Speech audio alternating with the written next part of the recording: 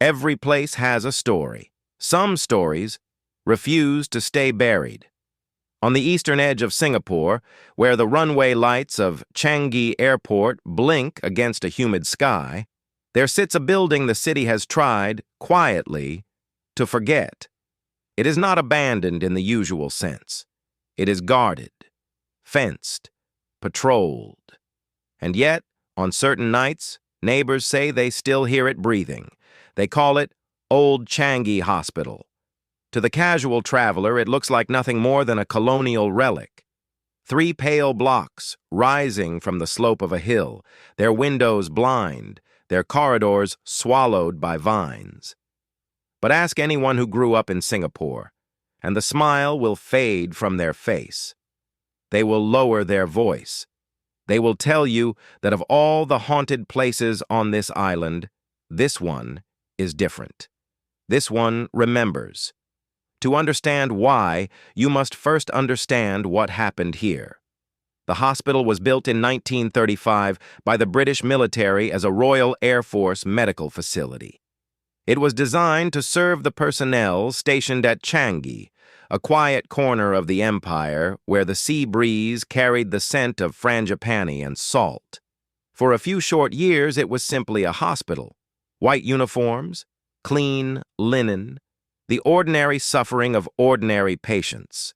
Then came February 1942, when the Japanese Imperial Army swept down the Malay Peninsula and forced the surrender of Singapore. The entire island became a prison. And Changi, with its hospital, its barracks, and its quiet coastal isolation, became something else entirely. It became a site of the Kempei Tai, the military secret police.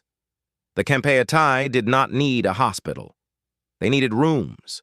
Rooms with thick walls. Rooms with drains in the floor. Rooms where sound could be contained. Survivors of the occupation rarely spoke of Changi. But those who did described the same things. Prisoners taken in at night, never seen again. The smell of antiseptic mixed with something darker, and a particular wing of the hospital, on the upper floors, where the screaming would begin at dusk and continue until the building itself seemed to vibrate with it.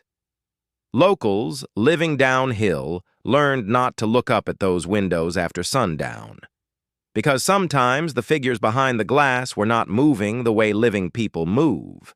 They were standing very still, watching the road, waiting for someone to walk too close. How many died inside Old Changi during those 3 years of occupation, nobody knows. The records, if they ever existed, were destroyed before the surrender in 1945. Estimates range from the hundreds into the low thousands. Soldiers, civilians, resistance fighters, children suspected of carrying messages. The hospital absorbed them all and gave very few back.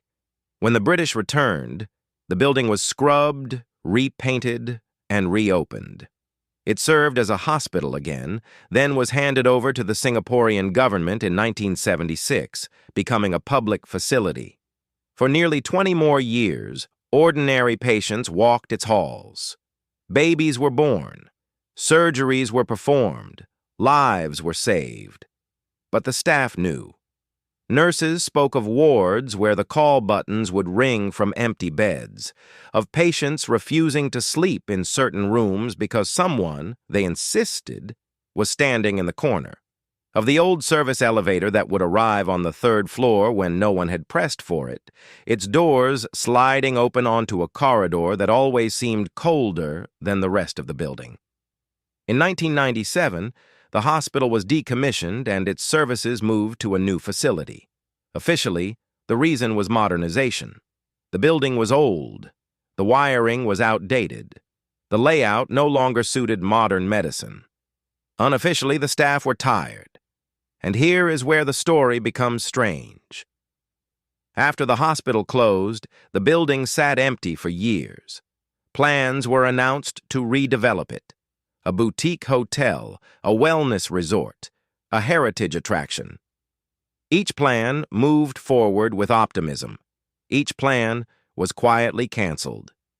Contractors walked off the site, Investors withdrew.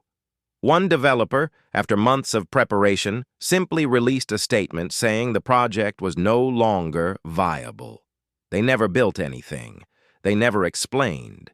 In the meantime, urban explorers began slipping past the fence. They came with cameras and flashlights, expecting cheap thrills.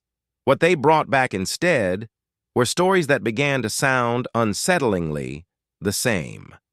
A boy crying on the second floor, always just around the next corner. The sound of a metal trolley being wheeled down an empty corridor at 3 a.m. A particular operating theater where every camera, every phone, every recording device would fail at the same moment, only to switch back on the instant the visitor stepped outside the door. One group recorded what they thought was silence in that room. When they played it back at home, they heard a woman, very softly, asking in Japanese, "Is it over yet?"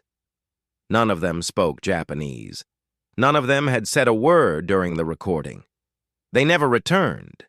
The most consistent reports come from the 3rd floor. This was, during the occupation, the wing used by the Kempeitai for what they called interrogations.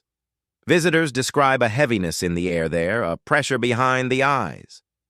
Some report a smell of old blood that has no source. Others describe being touched, not pushed, not grabbed, touched. A finger drawn lightly down the back of the neck, a hand resting briefly on the shoulder, as if someone were trying, gently, to get their attention. There is one room in particular that even seasoned explorers refuse to enter alone. A small chamber at the end of a corridor, with a drain in the floor and tiles halfway up the walls. The door does not close properly anymore, but visitors say that when they stand inside it, the door will sometimes swing shut on its own, and in the silence that follows, they hear breathing.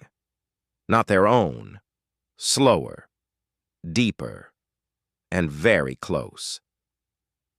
The Singaporean government, for its part, has been unusually quiet about Old Changi. Paranormal investigators have been refused permits. Filmmakers have been turned away. A horror film was shot on the premises in 2010, and members of the crew later reported equipment failures, strange illnesses, and a sense, throughout production, of being watched by something that did not approve. One crew member said, in an interview, that he believed the building had tolerated them. He emphasized the word, tolerated, as if permission could be revoked. In recent years, the site has been partially redeveloped into a lifestyle complex, cafes, event spaces, carefully curated heritage. The new tenants smile politely when asked about ghosts. They say the building has been cleansed. They say the past is the past.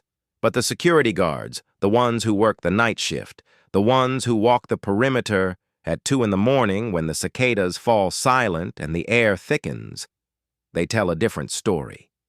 They speak of footsteps on the upper floors when no one is up there, of a woman in a white nurse's uniform who sometimes stands at a 3rd-floor window watching them make their rounds. They have learned not to wave. They have learned not to acknowledge her, because the guards who did, the ones who looked too long, the ones who called out, they did not stay employed for very long. Some quit within the week. One, it is said, was found in the morning sitting in his car in the parking lot, the engine still running, staring at the building, unable to remember his own name. So, what is Old Changi Hospital? It is not simply haunted. Haunted is too small a word. It is a wound in the geography of the city, a place where something was done and something was witnessed, and the witnessing has never stopped. The building does not perform for visitors. It does not need to. It waits, with the patience of stone and the memory of 3 years of screaming, and it watches everyone who comes through the fence. The people of Singapore have a phrase for places like this.